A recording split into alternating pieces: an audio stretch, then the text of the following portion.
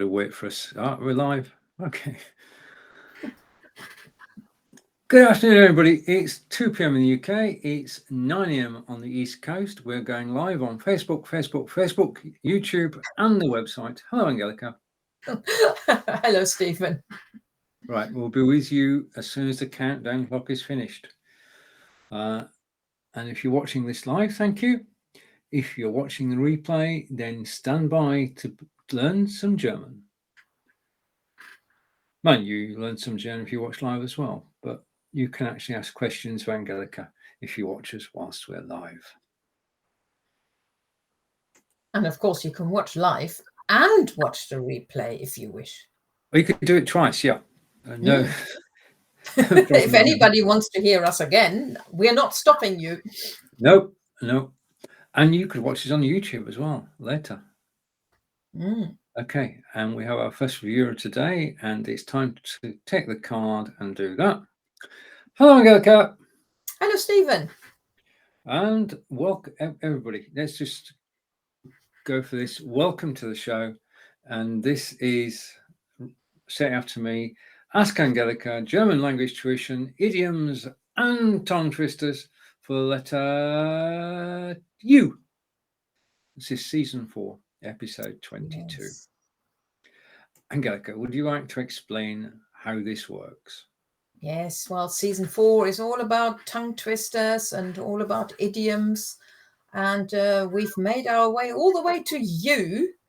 And I have got 5 tongue twisters where the letter U is in there somewhere, or the extra dots on there with an umlaut.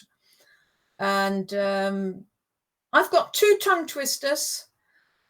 One is actually one we've done before because I couldn't find one for the letter I, so I used it for that. So you'll get a repeat tongue twister, but in addition, I've got one with the letter T, which we didn't do last time.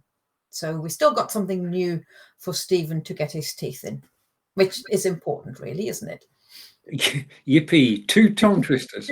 Let's hide that and come to our normal view, and we say a big hello to our good friend John. Hello, John. Is that Bothy? Hello, Bothy. Right, okay. Thank you anyway, John. I think that E just sneaked in. Okay, so we're going to get the phrase in German, then the literal translation, then our English equivalent. I'm going to read it out in German, and Angelika is going to correct my pronunciation. Then together we're going to try and work out what it means. And it's not always obvious, as we know. Right, so phrase 1 then. Phrase 1, Übung macht den Meister. Yeah, Übung macht den Meister.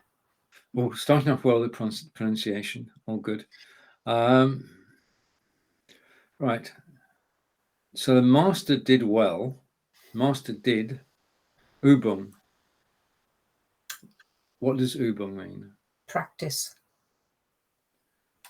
Oh, practice. Wait a minute. Let's go with the literal translation. Practice. Okay, so literal translation. Practice makes the master. So let's go. But I think you can already guess what the English equivalent is. I think I can. I think John too. And Roland's joined us. Say hello to Roland. You're hello, in at Roland. the right time. We're just doing the first phrase. The first phrase was Übung macht den Meister, and the literal translation is practice makes the master. And all together now, we can all say what the actual English equivalent is. Practice makes perfect.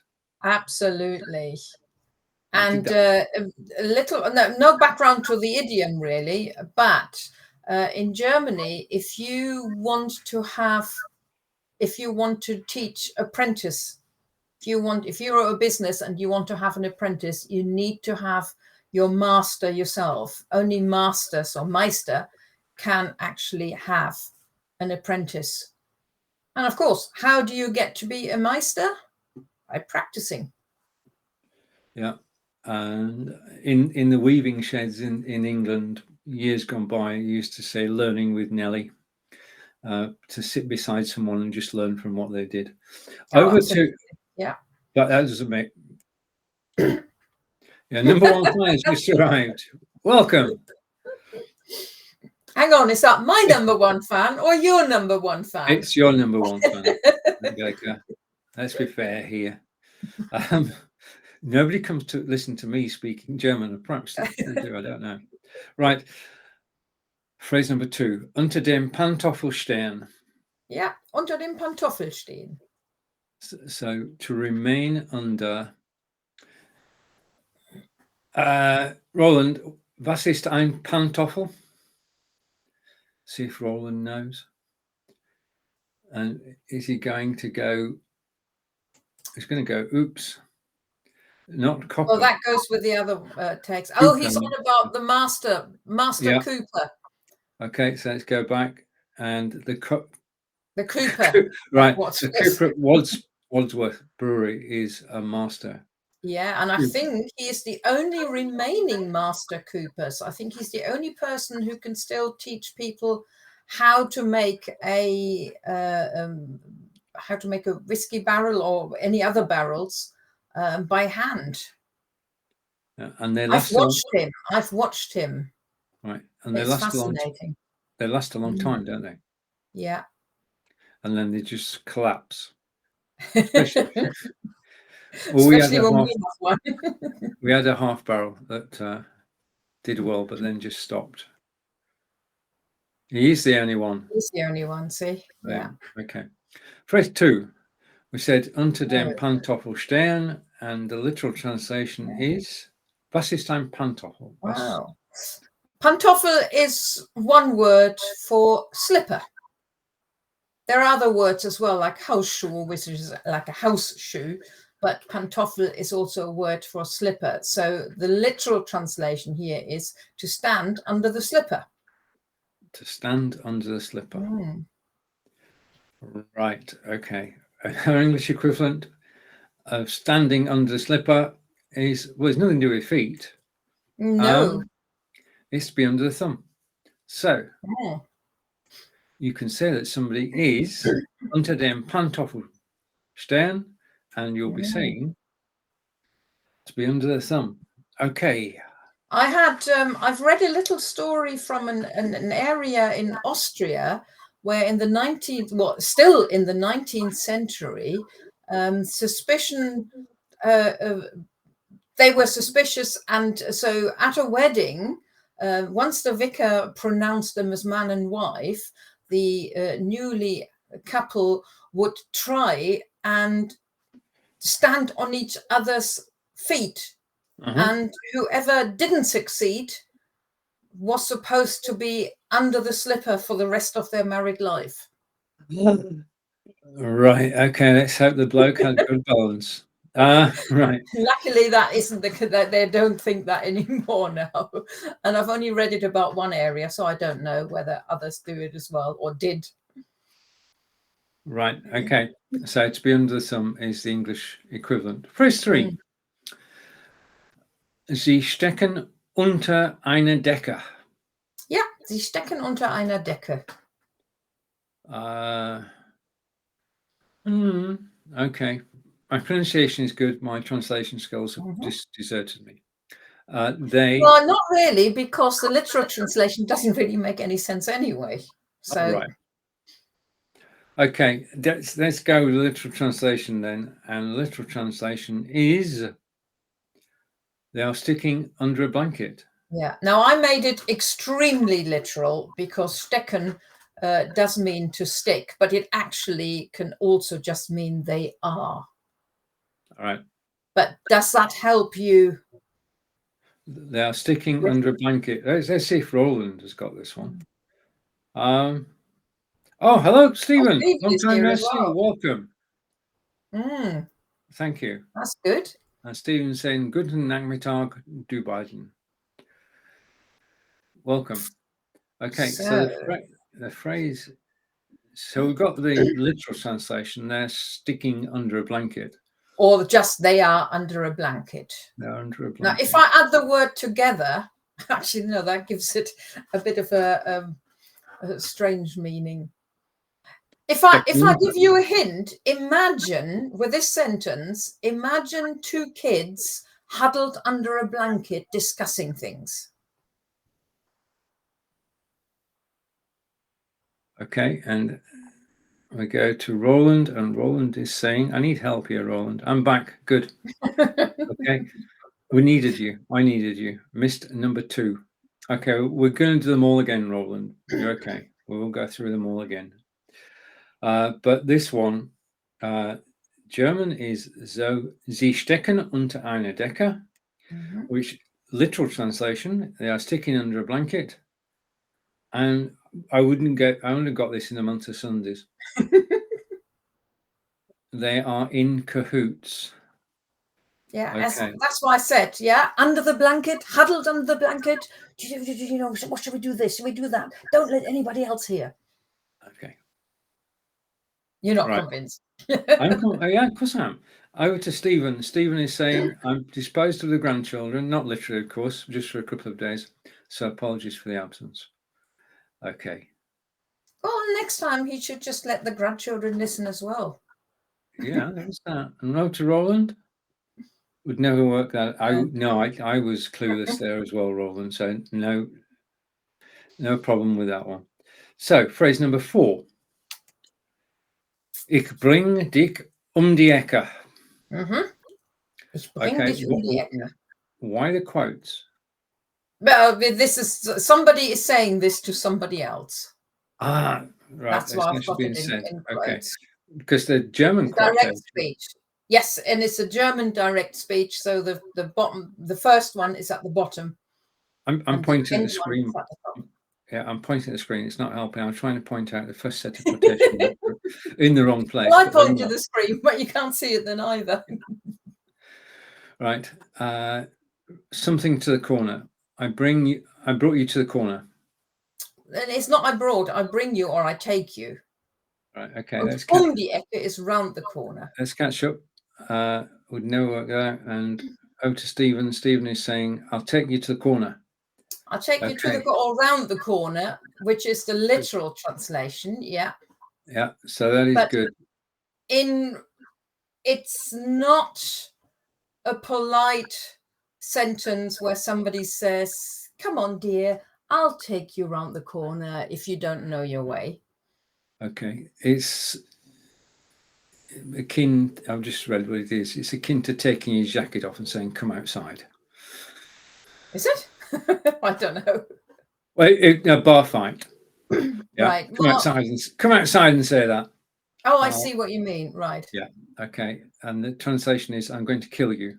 Yeah. Where it might have been a bit more help if I had read it in the right tone, because of course it wouldn't be, ich bring dich die Ecke. That's a bit more like, I'll take you around the corner and then you can carry on going to the supermarket. It's more like, ich bring dich die Ecke, with maybe a knife in hand or anything like this. Right. Okay, so we're on to the next phrase. I'm going to kill you. Okay. So we don't want to say this, but we need to be aware if somebody says it to us. Or true. Phrase 5. Über den Tellerrand schauen. Yeah, über den Tellerrand schauen. Right, help, Stephen and Roland. Over the schauen. Schauen is another word for sehen, to see or to look. Look over. Yeah. Now, what's a Tellerrand? What's a teller? Sorry. Anybody help? You had your sandwiches on it this morning or earlier on. And a platter. A quiet word. Yeah. Oh, a quiet word was, I think, Roman's guess to the taking somebody around the corner. Okay. Yeah. No, there's nobody there to help you yet. No, there isn't. There must be a delay. Thank you for watching us live. Well, teller is a plate. Yeah, to look over the plate. Is the edge of the plate. To look over the edge of the plate. Mm-hmm. Okay, I've got a comment coming in from Roland, which I'm not going to move for. Roland is saying, You're a bit slow on Facebook today. I possibly. It's the heat. It could Computer's well not be the Wiltshire heat Yeah. doing it. So to look over the edge of the plate, and our English equivalent is to see the bigger picture. Look over If you the edge imagine of the if you're plate. just looking on your plate, you only see your dinner, your sandwiches, whatever is on there. But if you look over the edge, you can see everything behind, or the bigger picture. Excellent. Okay, and Roland is saying you're a bit slow. We hope I hope it's the video that's slow, not us. Over to Stephen, and Stephen is saying, I'm a bit slow at the time, especially when learning German. Thank you for the support, Stephen. Right, okay. Now, this is the favourite bit. This is what Angelika looks forward to. I mean, Angelika writes the 5 sentences and then gets the tongue twister and thinks, let's find a good one. So here we go. Now, what we're going to do is we're going to put the tongue twister on screen. You can say it at the same time as I do. We won't hear you, so it doesn't matter if you get it wrong. And I'm just going to take a second or two because I don't read these beforehand. I do copy and paste them into the studio, but I don't read them. So, but you have read this one before. And anybody who regularly watches the show will say, we've done that one already. Okay, let's go for it. It's not showing the word. Is it's missing an I. All right, okay, because I copied and pasted it and I double checked it. Hang on, just a minute. Let's make a change here, shall we? Because we can't see the whole thing. We'll just go here, and make a change. Okay, so now we see it better. So in home, home, und room. It looks like such an easy sentence, doesn't it? It's quite hard to say. In Ulm, Ulm und Ulm herum. Which translates to, in English, in home, around home, and round about home. Yeah. So Ulm is a town in Germany. Yeah. And I used this tongue twister when we had the letter I because I couldn't find anything with the letter I. Okay, so let's just do one thing here. If I go here, just a minute. Just give me a second. Nope, not that way, that way.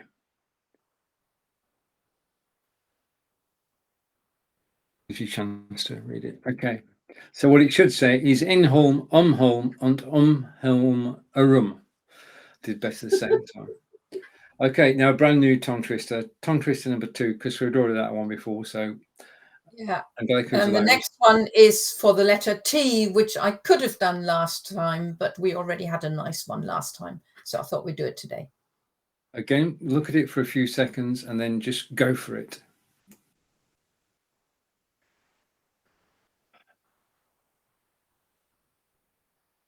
Right, glücklich ist der Tourist, wenn auf einer Tour ist und in einer Tour ist.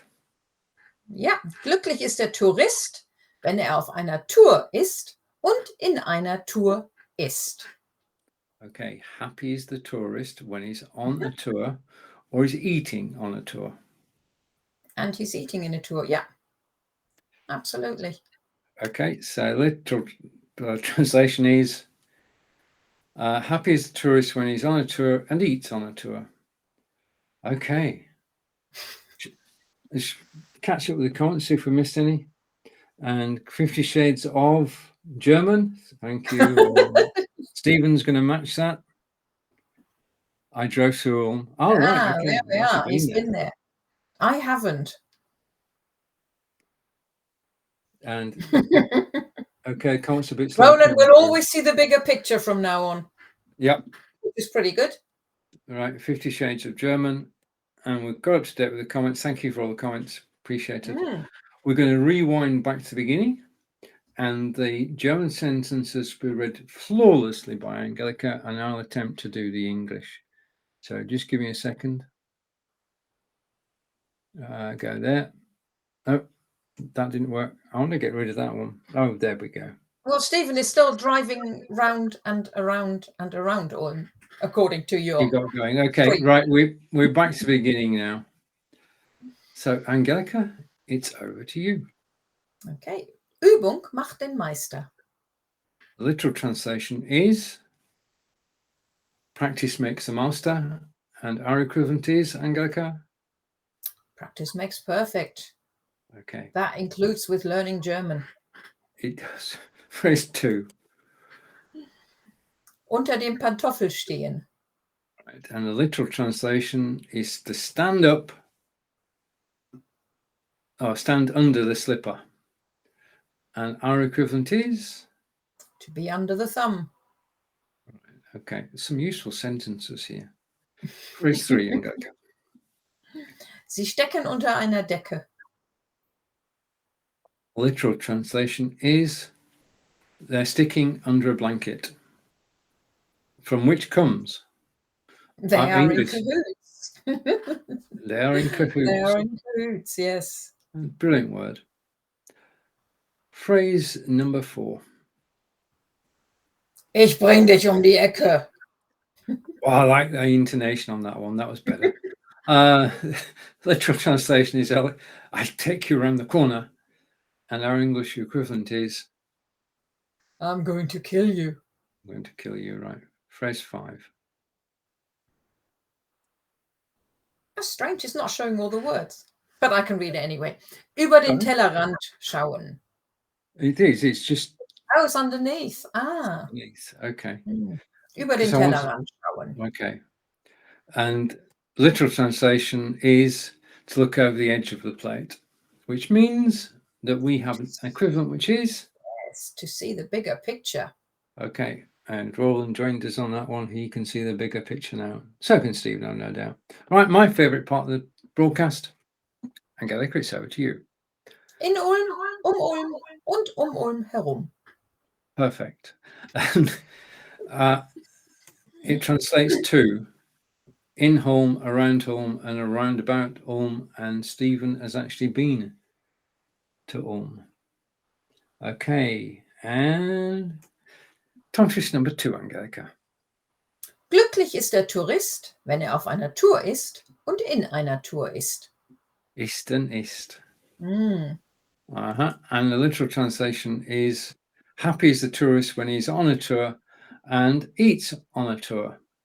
Okay, so let's get over to the comments. We catch up to date. And Stephen saying, I drove through Ulm, and then over to Stephen again. It's lovely, quite old. Over to Roland. Apparently, Stephen, that's the best way to go to Ulm. Okay. And that's Franz. Good to see you, Franz. Nice to see you. Okay, so the gang's all here. We're here too. And we always enjoy getting together and learning German, especially when we have such good company as yourselves and we get comments whilst we're live, and it makes a difference. Just so you know, what happens is after the show, the recording is downloaded and then it's uploaded to Angelika's YouTube channel, and it's got a cult following over there. Forever. Yeah, it stays forever. This is true. Right, now we've done the letter U. Next letter, of course, would be V. I'm just taking a flyer at that. But it's summer. It's actually arrived in devices. Can you explain what's happening next, Angelika? Well, it's the next lesson is actually the beginning of the summer holidays here in Wiltshire. So I'm taking my summer break again. Not completely from teaching, but a couple of things, including the Ask Angelikas. One of the reasons is also I need a bit of time to find idioms for the letter V. W, I think I may be okay. I don't think we will have an Ask Angelika with idioms with the letter X, but I don't know yet. The same goes for Y, and I have got a really nice tongue twister for Z already, which Stephen can look forward to now. Goodie. But there aren't that many left now. And I'm also started to think already what the next season will be. So I'm using the summer to put my thoughts together and prepare the next sort of sessions and that. And then we'll be fresh back to school in September. There you have it. So we'll be back in September. Last comment goes to Roland, who's saying bye everyone, and bye everyone from Yes, von bye mir. everyone. Tschüss von uns. Tschüss von mir. Tschüss bis September. Bis September. Auf Wiedersehen. And Tschüss. that's a wrap. Dankeschön. Okay.